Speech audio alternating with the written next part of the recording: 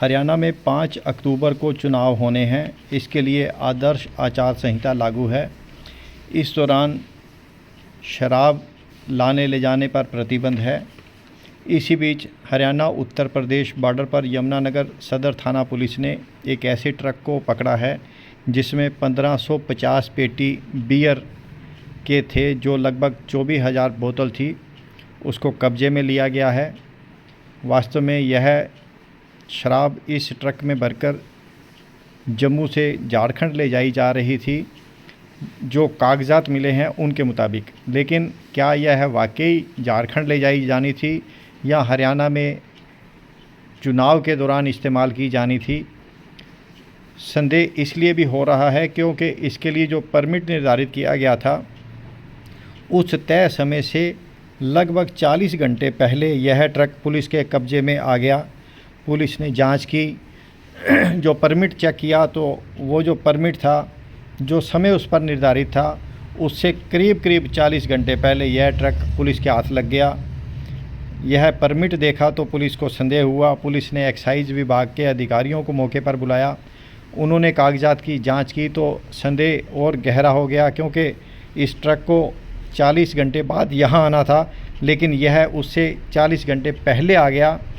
अंदेशा ये भी है कि ये ट्रक सामान खाली करके वापस आ जाता और दोबारा से शराब भर के ले जाता उसी परमिट पर, क्योंकि जो 40 घंटे थे उस दौरान यह ट्रक वापस आ सकता है, दोबारा से शराब भरकर ले जा सकता है। क्या यह सरकार को चूना लगाने का एक तरीका था या वाकई में ही शराब सप्लाई की जानी थी चुनावों में? यह सारे एंगल हैं जिसको लेकर यमुनानगर सदर थाना के जो इंचार्ज हैं केवल सिंह, उन्होंने खुलासा किया है। इन कागजातों को कब्जे में लिया गया है, शराब को, ट्रक को भी कब्जे में लिया गया है। जहां से शराब आई थी और जहां पहुंचनी थी, दोनों जो ग्रुप हैं उनके जो कर्मचारी अधिकारी हैं उनको तलब किया गया है। इसके अलावा वहां का सीसीटीवी रिकॉर्ड भी खंगाला जाएगा कि उस दौरान क्या कोई और इसी नंबर का ट्रक वहां से निकला है। कई इसमें एंगल हैं और सभी एंगलों से जांच की जानी है ताकि सही स्थिति पता चल सके कि यह शराब कहां इस्तेमाल होनी थी, क्यों होनी थी, क्या सरकार को चूना लगाई जाने की योजना थी या इसका चुनावों में इस्तेमाल होना था। सही स्थिति पूरी जांच रिपोर्ट के बाद सामने आएगी। लेकिन फ़िलहाल सदर थाना यमुनानगर के अधिकारी और एक्साइज विभाग के अधिकारी इस मामले की गहराई से जांच कर रहे हैं। हर एंगल से जांच की जा रही है। यमुनानगर के पुलिस अधीक्षक गंगाराम पुनिया के सख्त आदेश हैं कि कोई भी वाहन जा रहा है उसकी चेकिंग की जाए, और स्पेशल कोई ऐसा अंदेशा है कि शराब ले जा रहा है उसकी विशेष चेकिंग की जाए। इसी को लेकर पुलिस मुस्तैद थी और यमुनानगर जो हरियाणा और उत्तर प्रदेश का बॉर्डर है वहाँ चेकिंग बढ़ा दी गई थी, और वहाँ जब ये ट्रक आया तो उसकी जांच की गई, कागज़ चेक किए गए और ये सारी स्थितियाँ सामने आई। अब ये सारा मामला जांच का विषय है और उसमें गहराई से जांच की जा रही है। पुलिस के अधिकारी इसमें हर एंगल से जांच कर रहे हैं ताकि सही स्थिति का पता लग सके और उस पर कार्रवाई की जा सके। सुनिए SHO की जुबानी।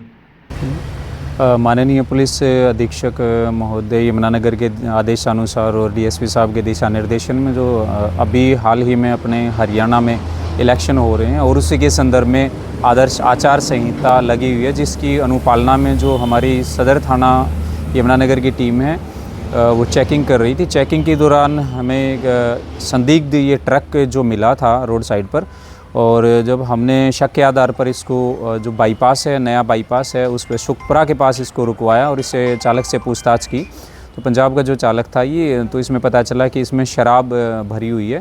तो शराब अवैध होने के अंदेशे पर एक्साइज विभाग यमुनानगर को हमने मौके पर बुलाया और उनसे सारे कागजात चेक करवाए गए।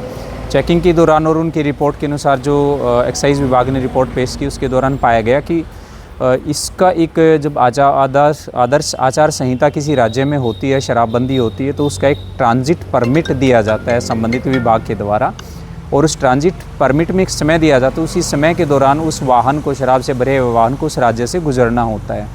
लेकिन जब चेकिंग की गई, कागजात की और पूछताछ की गई, तो इसमें पाया गया कि संबंधित जो ये ट्रक चालक है अपने समय से 40 घंटे पहले हरियाणा में दाखिल हो चुका था, जबकि नियमानुसार ऐसा नहीं हो सकता।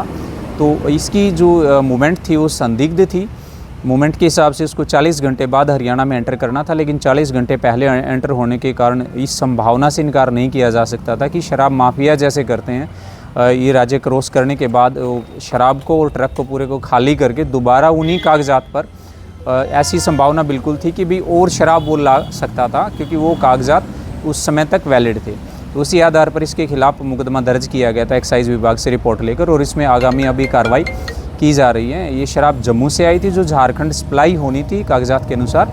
तो अभी दोनों पार्टियों को बुलाकर इसकी तह तक जाया जाएगा कि क्यों ये गाड़ी 40 घंटे पहले हरियाणा में दाखिल हुई और उसके पीछे क्या इनकी कहानी थी। सर क्या क्या कब्जे में लिया गया? इसमें बियर हैं, जो बियर की 1550 पेटियाँ हैं, अलग अलग बियर की 1550 पेटियाँ, जिसमें करीब 24,000 बियर की बोतलें और कैन हैं, और टोटल जो इसकी वैल्यू है मार्केट के हिसाब से वो करीब 22 लाख रुपए बनती है। तो ट्रक को और जो 1550 पेटियाँ हैं 24,000 बियर की, उनको काबू में ले लिया गया, कब्जे में लिया गया, और आगे इसमें कार्रवाई की जा रही है। सर जिस तरह से पहले वो तो दूसरे बिल के ऊपर ट्रक जा रहा था, ये 40 घंटे पहले यहाँ पहुँच गया, तो ये जो शराब थी ये जम्मू से आई है जहाँ बनी है, कहाँ की बनी हुई है जब ये रहे? ये जम्मू की बनी हुई है, और जो इसकी बिलिंग हुई है वो झारखंड के लिए बिलिंग हुई है। लेकिन संदिग्ध इसमें यही गतिविधि है अपने आप में कि 40 घंटे पहले अगर ये हरियाणा राज्य में दाखिल होती तो इस संभावना से बिल्कुल इनकार नहीं किया जा सकता कि 15 मिनट में हरियाणा का हमारा यहाँ से बॉर्डर क्रॉस होने के बाद यही गाड़ी को खा के दोबारा से फिर वहाँ से माल लोड इतने समय के दौरान ये कर सकती थी और देखने पर कागजात दिखा सकती थी।